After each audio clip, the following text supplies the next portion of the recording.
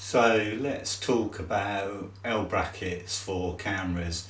If you shoot landscape photography, astrophotography, or landscape and astrophotography at the same time, then an L bracket might just change your life.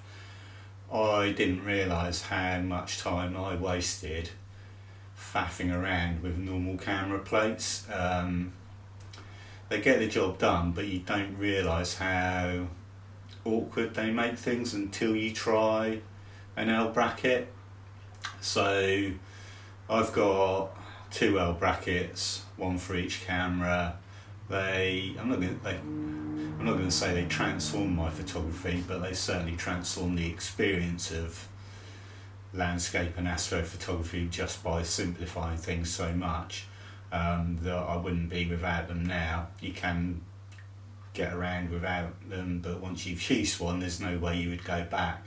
So let's have a quick look at why I think an L bracket for your camera just makes life so much better.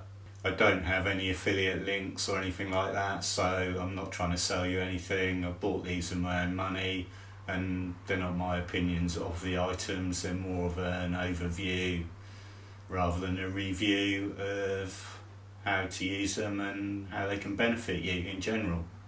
Thank you for watching.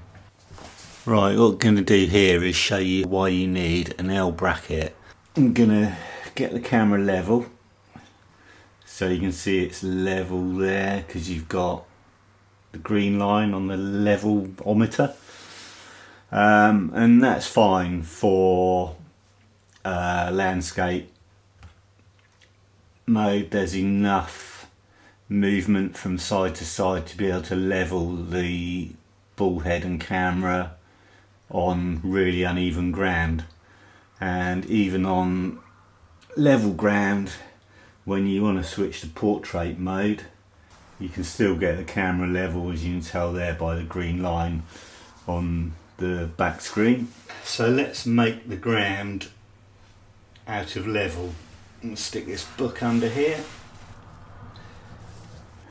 So as you can see, the book is not particularly thick, but it's thick enough to put the tripod out of level. So there you can see that is out of level on the level meter on the back of the screen. So the problem here is that this slot isn't deep enough for the camera to drop down further and be able to level the camera on that side.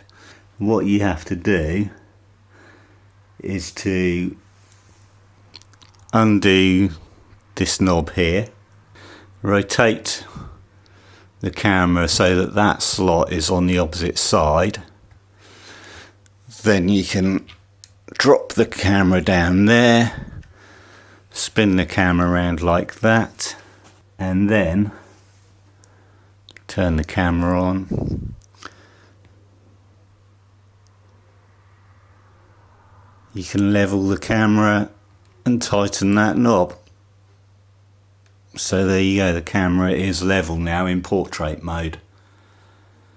It's a bit of a faff.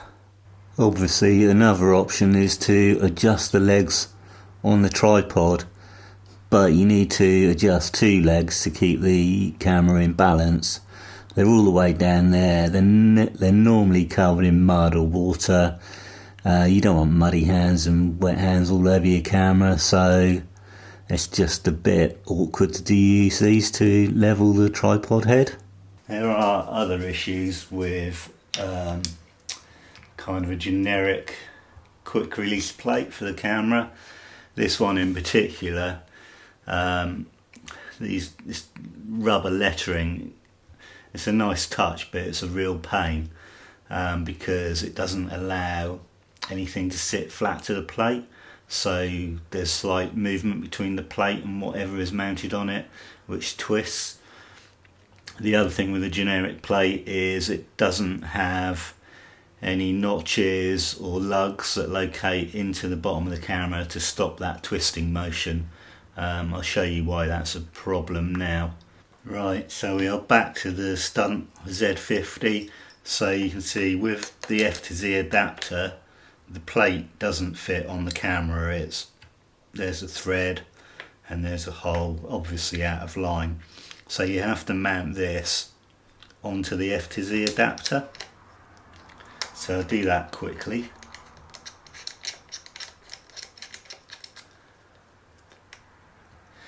Get my magic tool, sorry for reaching across you. Do that up nice and tight. Alright, so let's mount the camera back to the bull head. Just there. This is my 20mm f1.8G attached to the F to Z adapter mounted to a Nikon Z50. The camera's not that heavy, and in the lens world this lens is not very heavy either. So this problem only gets exaggerated the bigger the lens you put on it. The problem with these generic mounts for the bull head quick release jobbies is that when you're doing long exposures you get creep. So I've got everything tightened up, the bull head's tight, the mount is as tight as I can get it onto the F to Z adapter, and yet it doesn't take much movement to twist the camera like that. So what I found was, if I'm doing a portrait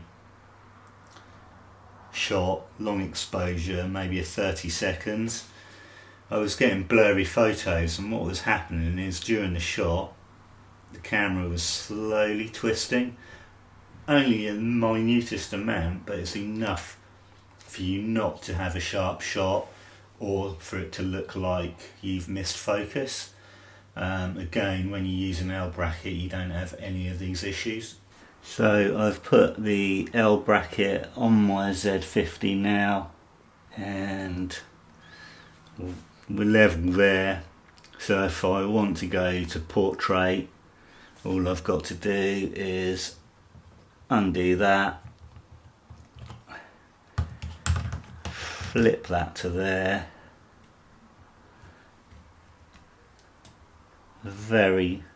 come back on, a very minor adjustment, and we are level in portrait. So you should be able to switch between portrait and landscape without a load of hassle and messing around with the bull head. This small rig one, which is specific to the Z5, Z6, Z7, Z6 Mark II and Z7 Mark II, and this one that is specific to the Z50 and may possibly, I wouldn't guarantee it, but it probably fit the Z30 as well. I don't think it fits the ZFC, I think you need a different one for that. These L mounts are specific to the cameras. You can get universal ones, but I wouldn't bother. These aren't expensive. They probably retail for about £70 or £80, but you can find them on eBay for 30. I paid 30 for this one and about £27 for this one.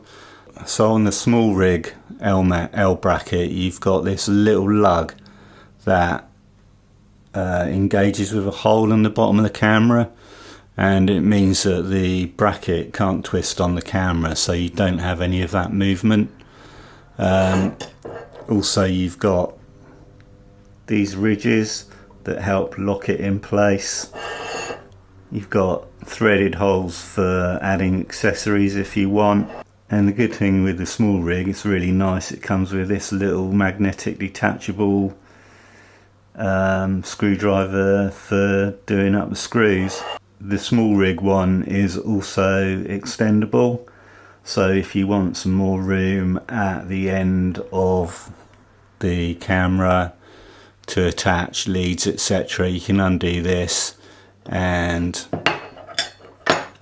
you can slide this out an extra 20mm. I probably won't do that, I'll always use it in this configuration. Then this one is a three-legged thing, bracket specifically obviously for the Z50. You've got these little notches engage with the base of the camera to stop the camera twisting again. Again, you've got threaded holes so you can add extra accessories to it if you want, and again it allows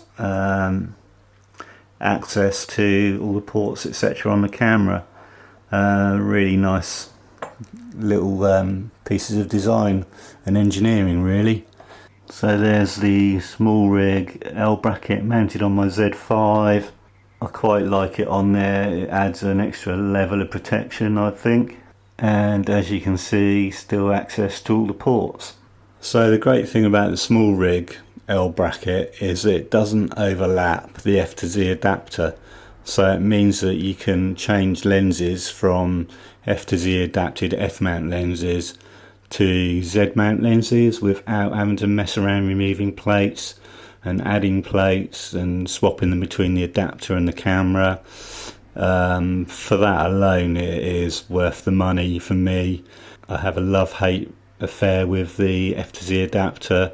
I love that it allows me to use lenses like the 20mm f1.8G, but I hated it because I had to keep removing plates from the camera and putting them on the adapter, and then removing them from the adapter back to the camera if I wanted to go from an adapted lens back to a native Z mount lens, and it just removes all of that hassle.